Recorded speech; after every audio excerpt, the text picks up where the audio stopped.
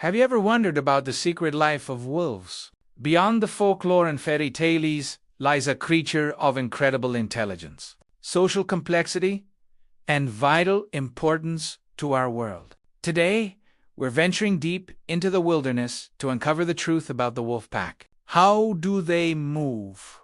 How do they hunt? And what really goes on inside this tight-knit family? Let's get started. When a wolf pack is on the move, it's a breathtaking display of strategy and order. You might have seen that famous aerial photo showing wolves traveling in a single file line through deep snow. It's often misinterpreted, but it perfectly illustrates their efficiency. The pack is typically led by the breeding pair, often called the alphas, but sometimes an experienced elder wolf will take the lead to break trail, clearing a path through the snow to conserve energy for the rest of the pack. The strongest wolves are often positioned near the front and back, protecting the more vulnerable members. The young, old, or sick who travel safely in the middle. This formation isn't just for snow. It's a strategic way to travel long distances, sometimes up to 30 miles in a single day, while staying organized and ready for anything. It's a moving fortress, a testament to their incredible instinct for cooperation. The size of a wolf pack can vary dramatically depending on the environment and the availability of food. On average, a pack consists of about 6 to 10 wolves, but this is just the baseline. In areas rich with large prey like elk or moose, such as Yellowstone National Park, packs can swell to over 20 or even 30 members. These larger packs are essentially extended families, usually comprising the breeding pair, their pups from the current year, and offspring from previous years who haven't yet left to form their own packs. In regions where prey is smaller and more scattered, like rabbits or deer, packs tend to be smaller, sometimes just the breeding pair and their newest litter. The pack size is a dynamic, self-regulating system, perfectly adapted to its surroundings to ensure the best chances of survival for everyone. Now, let's talk about the heart of the pack, the breeding pair. For a long time, we have said the term alpha to describe the leaders, picturing a constant battle for dominance. But modern research has given us a much more accurate and heartwarming picture. In a wild wolf pack, the alphas are simply the parents. The pack structure is much more like a human family than a military hierarchy. The breeding male and female are the leaders because they are the mother and father of the other wolves in the pack. They guide the family, make key decisions about hunting and travel, and are responsible for the well-being of their offspring. The male leader, the father of the pack, carries immense responsibility. He's not just a dominant figure, he's a provider, a protector, and a teacher. He leads the hunts, often taking the most dangerous role in confronting large prey. His experience and strategic mind are crucial for a successful kill. He's also deeply involved in raising the pups, often seen playing with them, bringing them food, and teaching them essential survival skills. An interesting fact about the lead male is his incredible patience. While he is the strongest, he often eats last after a successful hunt, ensuring the young and weaker members get their fill first. His leadership is defined by responsibility and care, not just brute force. He earns respect through wisdom and his commitment to his family's survival. The female leader, the mother of the pack, is equally vital. She is the emotional core and the primary caregiver. After giving birth to a litter of 4 to 6 pups in a den, she stays with them constantly for the first few weeks, relying on the rest of the pack to bring her food. Her bond with her pups is incredibly strong. She is a nurturing and affectionate mother, but also a strict teacher, disciplining them when needed and preparing them for the challenges of life in the wild. A fascinating fact about the lead female is her role as the pack's social glue. She often mediates disputes between other pack members and reinforces social bonds through grooming and other interactions. Her calm and confident presence helps maintain harmony and stability within the family. Together, the breeding pair forms a partnership built on trust and cooperation, leading their family with a blend of strength and compassion. Hunting is where the wolf pack's incredible teamwork truly shines. It's a complex, coordinated effort that has been honed over generations. Their primary targets are large herbivores like deer, elk, and moose animals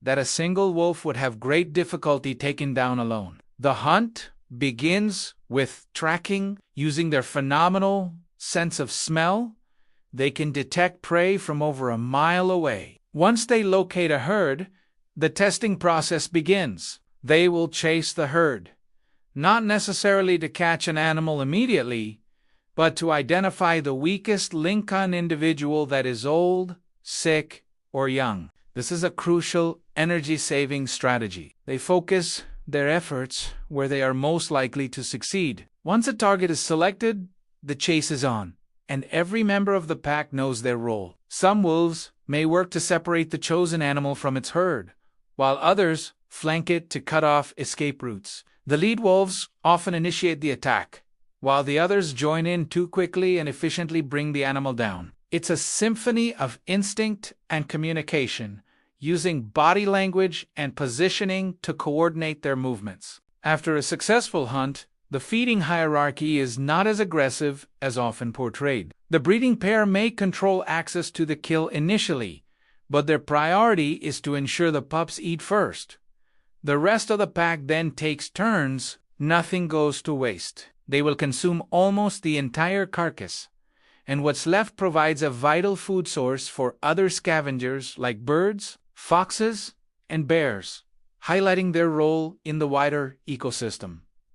So, where can you find these magnificent animals? Historically, gray wolves were one of the most widespread mammals on Earth, found all across the northern hemisphere. Today, due to human expansion and hunting, their range has shrunk significantly, but they still inhabit a diverse range of environments. You can find them in the remote Arctic tundra of Canada and Alaska, the dense forests of Russia and Eastern Europe, and the mountainous regions of Central Asia.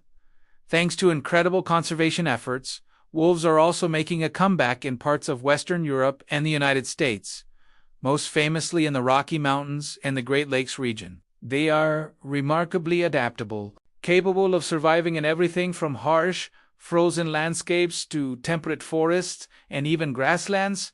As long as there is enough prey and space to roam, it's easy to see wolves as distant, wild creatures. But they play a critical role in keeping our ecosystems healthy, a role that directly benefits us. As apex predators, wolves are what we call a keystone species. This means they have a huge effect on their environment. By preying on large herbivores like deer and elk, they keep those populations in check. Without wolves, these herbivore populations can explode, leading to overgrowth. This is exactly what happened in Yellowstone before wolves were reintroduced. The elk ate so many young willow and aspen trees that the riverbanks began to erode, and species that depended on those trees, like beavers and songbirds, disappeared.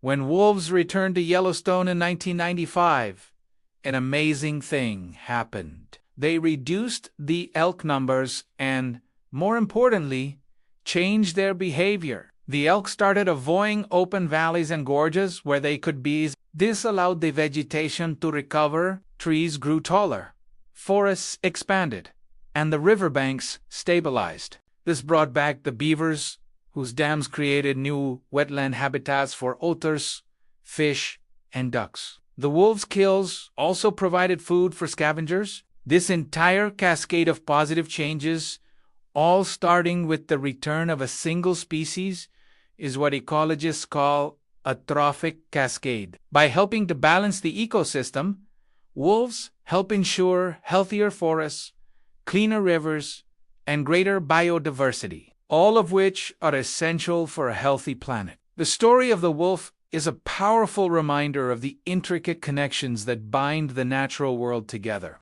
They are not the villains of our stories, but dedicated parents, brilliant and essential guardians of the wilderness. Understanding them helps us better understand the world we all share. Thank you so much for joining me on this journey into the world of the wolf pack. If you found this as fascinating as I do, please hit that like button and consider subscribing for more deep dives into the natural world. Let me know in the comments what animal you'd like to learn about next. See you in the next video.